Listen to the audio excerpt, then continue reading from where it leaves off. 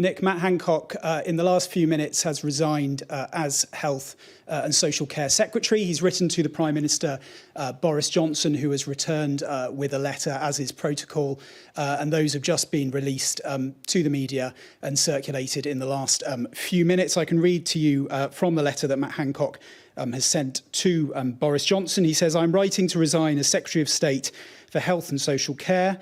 We have worked so hard as a country to fight the pandemic. The last thing I would want is for my private life to distract attention from the single-minded focus that is leading us out of this crisis. I want to reiterate my apology for breaking the guidance and apologise to my family and loved ones for putting them through this. I also need to be with my children at this time." So Matt Hancock saying that he does not want what has been going on in his private life with Gina Coladangelo to get in the way of what is happening with the pandemic, and after a day or two of revelations, deciding that he should step down from that important role. No indication necessarily whether there was any pressure put on him from Number 10. From this letter, it does sound like this is a decision that he seems to have reached on his own. He goes on in this letter to Boris Johnson to say, "We owe it to the people who have sacrificed so much in this pandemic to be honest when we have let them down, as I have done by breaching the guidance. The NHS is the best gift a nation has ever given itself, and the dedication and courage of the NHS staff and the ceaseless work of the officials in the department is something we should all be proud of. We didn't get every decision right, but I know people understand how hard it is to deal with the unknown, making the difficult trade-offs between freedom, prosperity and the health that we have faced." So Matt Hancock seemingly reaching the decision that, given everything that has happened in the last day or two, and set against the context of being really one of the probably 2 or 3 main government faces and spokespeople for this pandemic, after the Prime Minister, the person who has appeared in those press conferences most frequently and is frequently asking the public to abide by rules. We have seen him talking about not giving in to temptation and not letting rules slip even for a moment. Matt Hancock has clearly decided that, given he has been found to be breaching that guidance, and in this part of the letter that we've got through so far, he only admits to breaching the guidance, which is crucial because lawyers have said that actually he may well have breached the law in terms of those pictures that were circulating with that Department of Health and Social Care AIDE. He has decided that actually, clearly, he does not feel that he is the person that can stay in place to deliver that message, and feels that his presence, crucially, as the Health Secretary, could undermine and would undermine the government's effort to fight that pandemic, this pandemic that we are still living through, given, yes, rules are falling away and are not as tighter as, say, last March, April, May, when these previous scandals involving rule breaking in the government, but we are still in a crucial point, and he clearly feels that his presence there is no longer helpful to the government. I mean, Boris Johnson had given him this defence like he had done for previous ministers, but Matt Hancock's position really has been looking increasingly untenable. Yeah, and I think it's notable that clearly this is a resignation, and all we can gather so far is this has come off Matt Hancock's own back, that he hasn't been forced out by Downing Street. Of course, Boris Johnson yesterday, through his spokesperson, made it very clear that he had accepted Matt Hancock's apology, and he now considered the case closed. Since then, there has not been any new significant revelations. What we have had is video of the encounter of Matt Hancock and Gina Coladangelo in those offices of government in the Department of Health and Social Care. But what we have started to see are some MPs coming forward to call for his resignation. Rob, we appear to have a statement on video from Matt Hancock, which he has posted on Twitter. I wonder if we can just have a look at that now. I've been to see the Prime Minister to resign as Secretary of State for Health and Social Care. I understand the enormous sacrifices that everybody in this country has made, that you have made, and those of us who make these rules have got to stick by them, and that's why I've got to resign. I want to thank people for their incredible sacrifices and what they've done. Everybody working in the NHS, across social care, everyone involved in the vaccine programme, and frankly, everybody in this country who has risen to the challenges that we've seen over this past 18 months.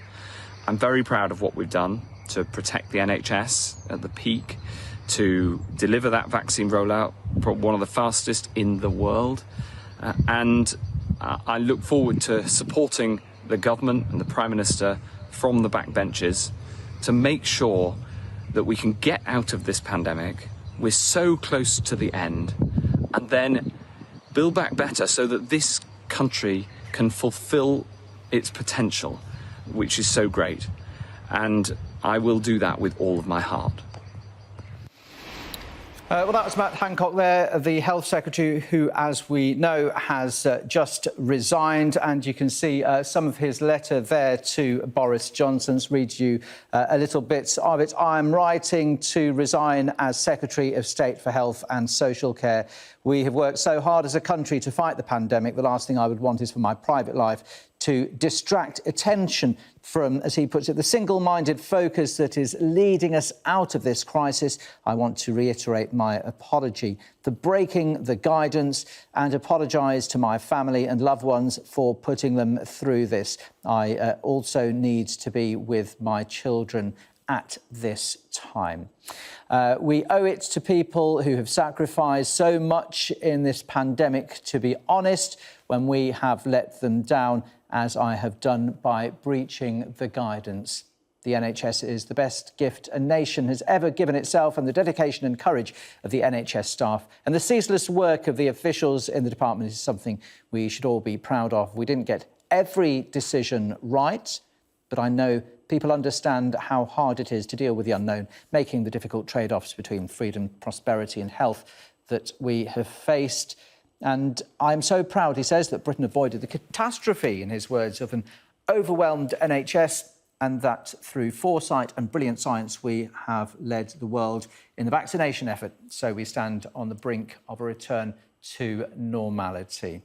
A little bit more, the reforms we have started in the health system will ensure it continues to provide even better care for people in years to come. We are building a better NHS which makes smarter use of technology and data, forming a new UK health security agency. That's led, of course, by Jenny Harris, delivering positive changes to mental health care. And we'll fix the problems in social care once and for all. He does go on many times. I stood at the podium in Downing Street and thanked the team, my own team, the NHS, the volunteers, the armed services, our pharmacists, GPs, the pharmaceutical industry and the whole British public who have made such sacrifices to help others. Those thanks, Matt Hancock says, are heartfelt and sincere, and so I must resign. He does go on, but that's the nub of it. Quite a long resignation letter to the Prime Minister there. You can see Rob Powell joins me again from Westminster. So these dramatic developments confirmed in the past few minutes, and we've actually seen this video footage, Twitter, of Matt Hancock. I have to say, look, pretty wounded. Yeah, I think it's undoubtedly probably not been an easy day or two for Matt Hancock. I think he clearly has been doing a lot of thinking. What we have seen today, the first Conservative MPs coming out suggesting that he should consider his position. I think behind the scenes, a lot of Tory MPs as well had decided that maybe that was the best course of action. I think there was conspicuous silence in terms of support from Tory MPs, very few people on TV and radio, few people going onto Twitter to make their support known, as happened with Dominic Cummings and Priti Patel, where there was support for them. That didn't seem to be there for Matt Hancock. Now, we have also had a letter that Boris Johnson has sent back to Matt Hancock. As is usual, there is usually an exchange of letters that is published. In that letter, Boris Johnson says that Matt Hancock should be immensely proud of what he has done as Secretary of State for Health and Social Care. He also says he is sorry to receive his resignation letter. He talks about what was achieved throughout the pandemic, and also talks about some of the other reforms that have gone on in the NHS and will be going on in the NHS, because if Matt Hancock was to stay in position, it would not just be the task of leading us fully out of this pandemic that would be in his in tray. There is a lot of NHS reform that is on the plate as well, not to mention the promised social care reform. So it really would have been continued to be one of the highest profile roles in Cabinet. But in Boris Johnson's letter, crucially as well, he also talks about how he believes that Matt Hancock's contribution to public service is far from over. And I think talking to some Conservative MPs today and Conservative members that are more supportive of Matt Hancock in general, I think part of the reasoning they had for suggesting that Matt Hancock should step down and should resign now is that it might mean that at some point in the future he is in a better place to save his overall political career, and further down the line maybe he can make a comeback to politics on the front line. I think clearly that is unlikely in the short term. And now the question clearly for Boris Johnson is what he does in terms of filling that vacancy as Health Secretary, someone that will have to deal with the rest of the pandemic, but also getting the NHS back on more of an even keel in terms of catching up with missed operations and delayed appointments and treatments that have gone missed over the last 15 months, and then pushing forward with the overall reforms they want to get through, and also figuring out a plan for social care as well. I think it begs the question that if a long-rumoured reshuffle is on the cards now, a wider reshuffle, or whether he will look to just bring someone in potentially from another cabinet post and then backfill behind that as well. Clearly, some of the names that have been linked with Health Secretary in the past have been people like Michael Gove, people who have got more of a record of getting things done in departments. But this will have to be a very carefully thought out choice. In terms of, for Matt Hancock, what this means politically for his career, he has seen something of a continuing ascension over the last few years. He's someone that started off as a special advisor to the former Chancellor George Osborne, although he was in the shadow cabinet when Matt Hancock was working for him. He became Chief of Staff and then went on to become an MP in Suffolk. He held a number of junior minister roles, business minister roles, before he became Culture Secretary. I think one of the youngest cabinet ministers and culture secretaries appointed. That was under Theresa May. And then, funnily enough, his move up to health was at least partly as a result of Boris Johnson's resignation from the Foreign Office. Boris Johnson resigned over Theresa May's Brexit plan. That saw long-term Health Secretary Jeremy Hunt moved into the Foreign Office, and Matt Hancock moved into health behind him. He was one of the very few cabinet ministers who stayed in post when Boris Johnson took over from Theresa May. I think he was seen as someone that had achieved maybe the rare occurrence of rare achievement of keeping NHS winter pressures and the usual pre-COVID winter pressures that the NHS had largely out of the headlines. So I think he impressed on that, and that is why he managed to keep the job. But of course, like the rest of the country and the rest of the cabinet, he can't have seen what was coming in terms of the pandemic and COVID-19. And all of a sudden, he has been thrust into probably the most high-profile political position in the country behind Boris Johnson. We frequently see him hosting those Downing Street press conferences, appealing to the public not to give in, to keep going with the rules.